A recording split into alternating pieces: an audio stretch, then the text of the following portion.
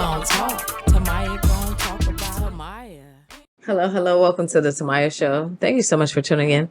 Today we're going to be talking about Alcoholics Unanimous, talking about where everybody you know that is close and you have a personal relationship with, you see them in some type of battle with alcohol. So be it mental, emotional, spiritual, you see them and they have this relationship and you know they love you and they love God, but they still drink alcohol.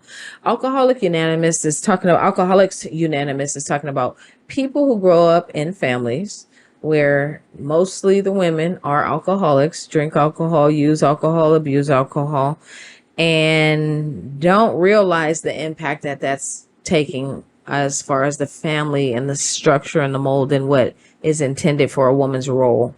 When you drink alcohol regularly in front of your children, you kind of show them another side of it, not just you being inappropriate, but you also show them how fun it is and they start to want to be you. Wow, look at this. Every time mom's drinking, she's having fun. I want to find the elixir. I want to find that and I want to have that and do that because every time that she drinks, she's happy. Well, that's what's happened to me. I realized how much fun the women in my life were having and I was like, yeah, I want that. And I want to be set free like I felt that they were. There are a lot of high sides, but there are not enough people talking about the low sides. What did it cause that was bad? So Alcoholics Unanimous is talking about, those things in your life where you've seen mom come home drunk or grandma pull up on the driveway and they, LAPD was called to the home and grandpa got arrested. You don't really want to talk about those things because we always want to talk about it in a positive light, having fun at a family reunion or having mimosas. We always want to make it a positive thing, but we can't when you're talking about every woman in your life has abused alcohol, misused it to the point of destruction of the family. And the destruction of the family is what makes it a show. If it's something that's destroying you or your family, you do have to stop. Now, if it's not destroying you and you can say, I can go, I can have fun, I can two-step, listen to Frankie Beverly, enjoy myself, love my children, be there for my husband, and be a great woman, then you can go ahead. But if it's going to make you be negative and mean and nasty and angry, then we can't have you have this, and we need you to control yourself. No conversations with anybody. We don't do any corrections. We expect you to come here with this behavior. So Alcoholics Unanimous is saying, okay, I get it now. No, you don't get it because I've seen it destroy almost every woman in my biological family, meaning some type of bloodline to me. You see those people just struggling with it. Hey, just get it out. Just get it out. You had to help everybody throw up, get it out. I have to make breakfast. I have to make it. I have to do lunch. I have to take care of the kids. And I'm talking about me. I have to help. Why? Because alcohol is negative. It is bad. And if you can't handle it, you should stop. Now, who are you talking to? I'm preaching to the choir. I didn't say I wasn't preaching to the choir.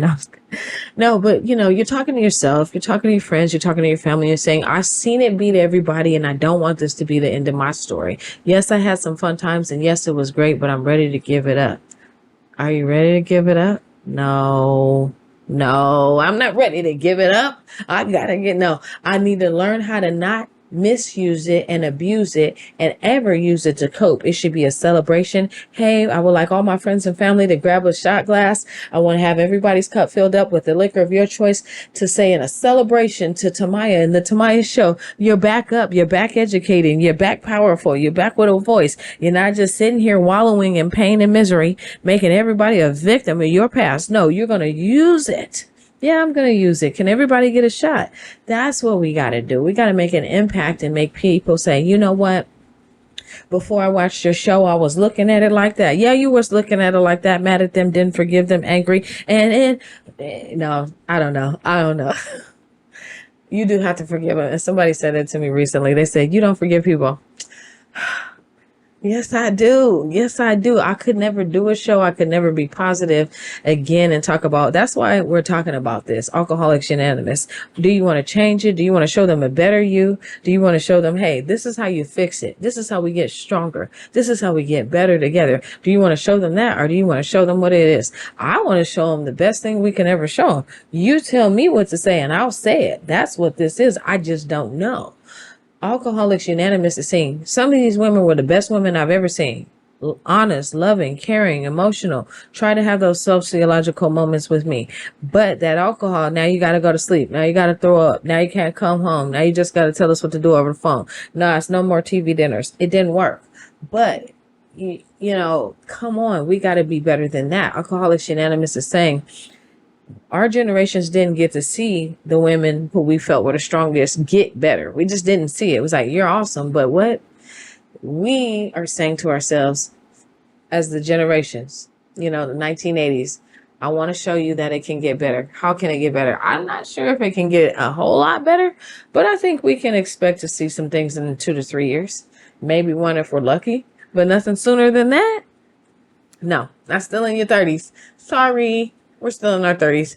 We need a little bit more time to get it right. Yes, but I've done some of the same things they've done. I've made some of the same mistakes they've made. I've had some of the same consequences they've had, and I don't excuse or exclude myself. Seeing myself go down that same road, drinking alcohol and abusing it and coming into those consequences, you do have to say as a woman to woman, it is my fault. It is something I could control and choose not to. And it is a part of something I enjoy.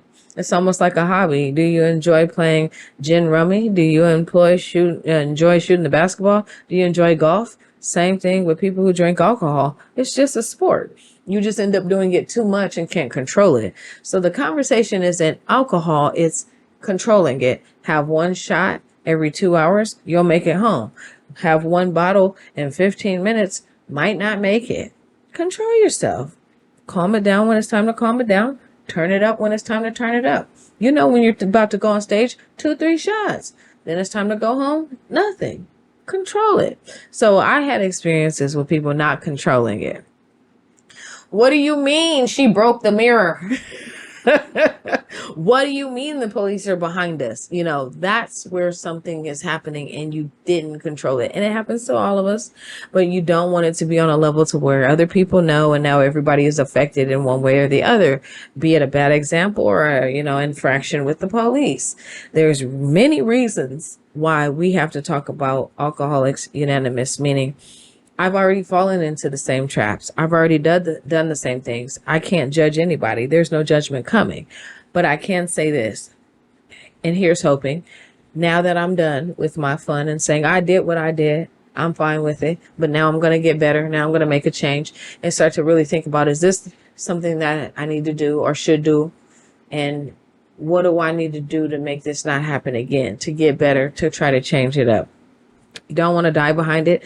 Outside of the physical, the medical, oh my God, I'm sick, I'm hurt, I can't get up. Do you want to feel bad every day? Do you want to feel sick every day? Those are some of the things that start to come and play when you want to live a party lifestyle. So when you start to think about it and get real with yourself and just talk to yourself, it's like, who are you really talking to? Well, we're talking to the man in the mirror. I started to realize I have to work on it because, yes, I was having a really, really, really, really great time and I won't erase it because those memories are important. If you live in California, imagine the weather is 70 degrees every day. So you ain't going outside?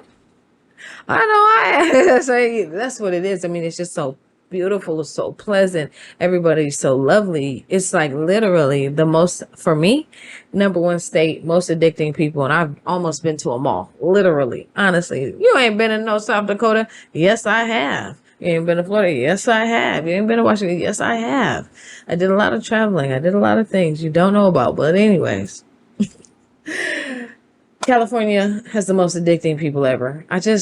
I can't imagine anybody wanting to leave here. Like, you might have moved there, but you didn't want to leave. You left, but you didn't want to leave because this is so fun, so refreshing with the sun, the people, the energy, the vibes. You're like, everybody's cool. Everybody's happy. To me, where I'm from, where it's mad, where it's angry, where it's sad, where it's cold, a lot less energy. Some great people when you go downtown. But in the outskirts, it's just not where you want to be. So California is just the place to be.